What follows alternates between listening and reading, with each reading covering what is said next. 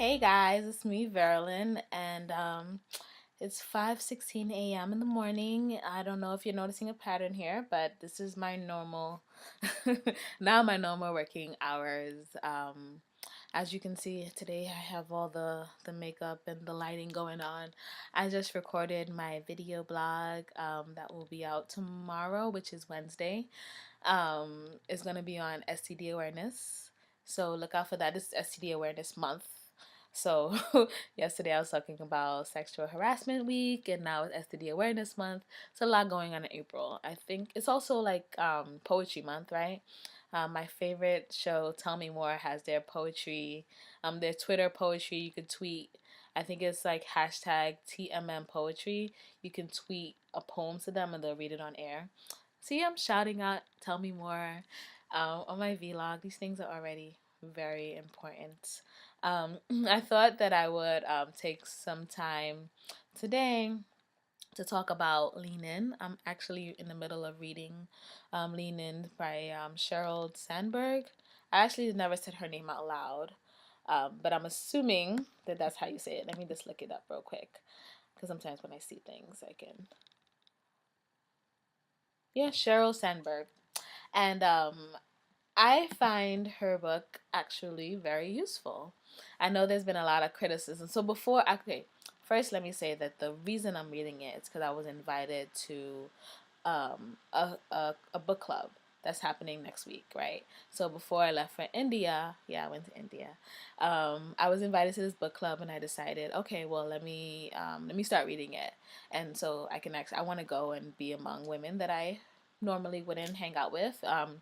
Just for the record, I don't know why this will be important, but the woman that invited me is a white woman, and I believe most of the people that are there will be white. I don't know why I'm assuming that. We'll see. Um, and so I thought this would be an interesting conversation to have with women that I normally wouldn't talk to about a book like Lean In.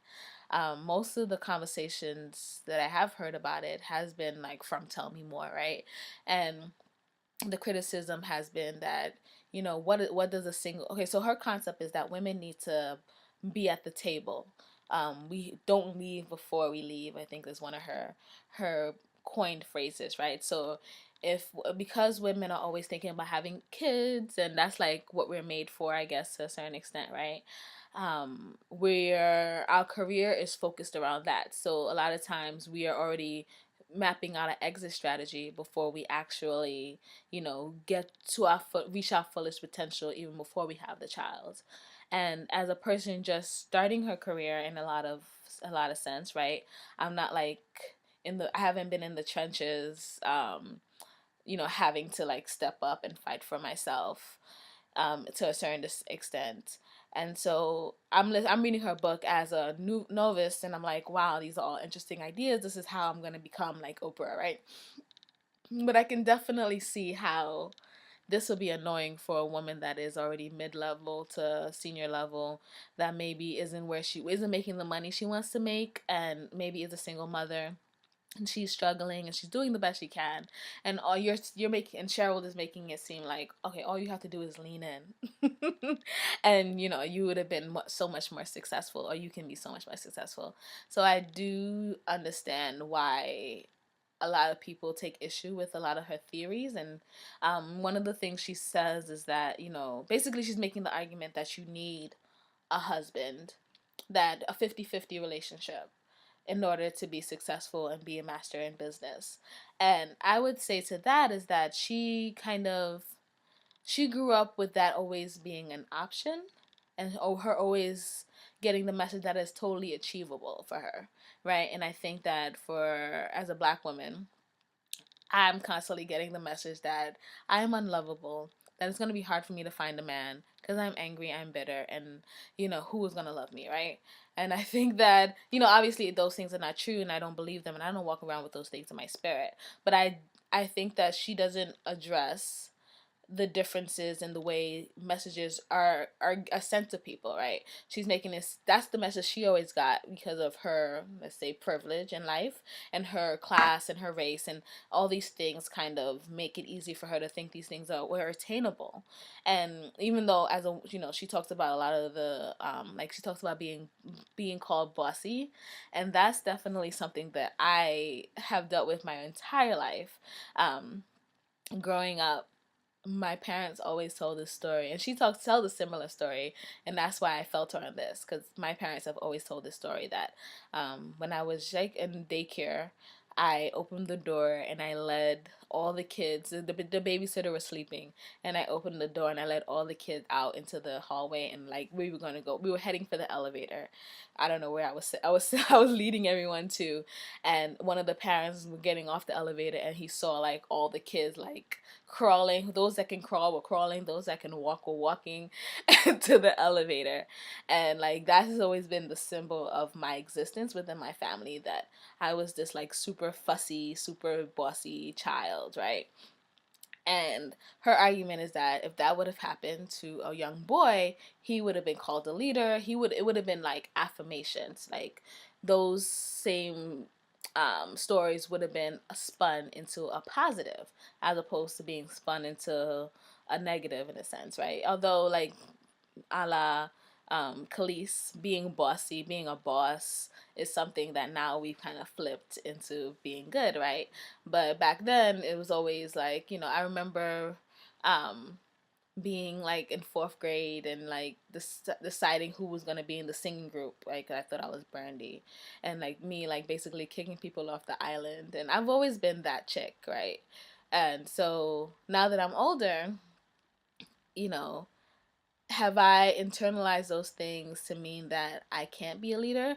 No, I think that I'm still a leader, but I think it's because of the Sheryl Sandbergs and the Oprahs and all these other women that have showed me that it's okay for me to be a leader, right? But at the same time, it's so like reading her book has made me realize just how many women don't think that way, and even the things that maybe I internalize myself as far as like being able to talk in a group. Like if there's a group of guys, like would I just go up to them? And also that man, she says a lot of stuff, and I don't want to like ruin the book for anybody, but one thing that she talks about is like the man woman mentorship, and how necessary it is to get further in your life, but how hard it is, because whenever you see a man and a woman together, you automatically think dating, as opposed to a woman and a woman or a man and a man, you think mentorship. And that was pretty profound for me too. And even in the movies that we watched, like I thought about The Proposal, right? And here it is that this high strong woman, why am I forgetting her name? Sandra, yeah. Anyway, the woman in Proposal, Sandra Bullock, right? She is this high strung woman. She sacrificed family to a certain extent. And the first real relationship she has is with her superior. So I mean, her not superior, her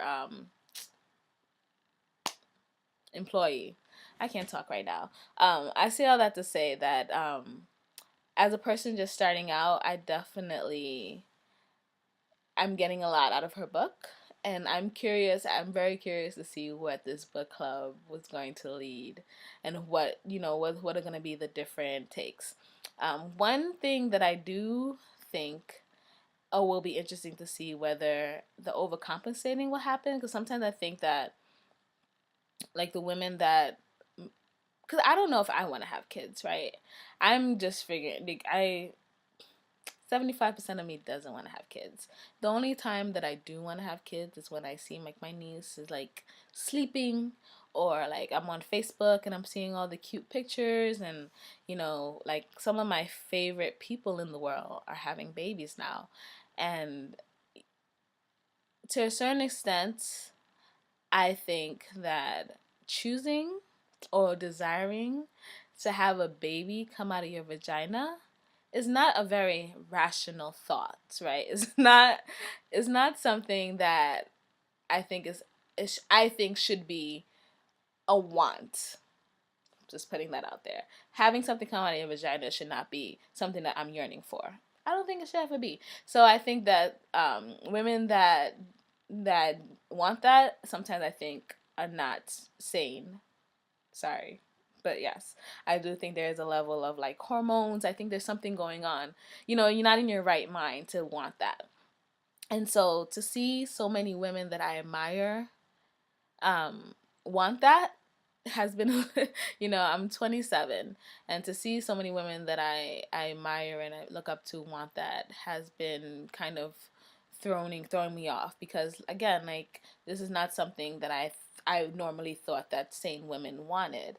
And now to see that women that I admire and think I know are smart, I know are reasonable women want that and do it by design, has been a little bit throwing for me, and I'm a little bit afraid that one day I'll wake up and want a something to come out of my vagina. But with Sheryl Sandberg's, I'm saying her name wrong, Sheryl Sandberg's help, I guess I can still do that and be a master in Verlin. My Verlin media empire can still grow.